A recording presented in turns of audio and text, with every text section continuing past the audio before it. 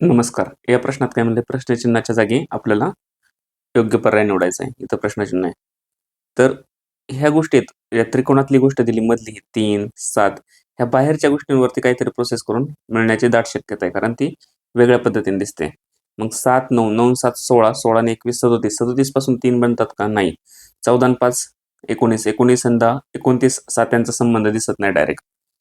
मग या ठिकाणी कुठं कशाने भाग जातोय, काय करतोय? कारण ह्या आतल्या संख्या प्रत्येक वेळेस छोट्या आहेत आणि बाहेरची 1-2 संख्या तरी मोठ्या आहेत. इथं 14 मोठे, 10 मोठे. मग ह्या तीनाची काहीतरी पट केली तेव्हा 9 दिसतं इथं आपल्याला. इकडं पण 7 पट केली तेव्हा 21 दिसतंय.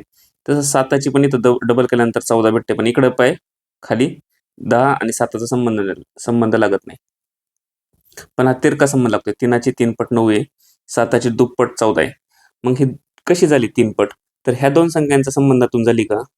तर यांचा भागाकार केला 21/7 इथं 3 आलं आणि हा 3 नी मधल्या संख्येला गुणलं तर इकडे बाहेरची संख्या भेटते. तसंच इथं पण जुळतंय का बघू आपण. 5 आणि 10 यांचा भागाकार 5 दुने 10 आणि 2 ला ह्या मधल्या संख्येने गुणलं 7 दुने 14 जुळतंय.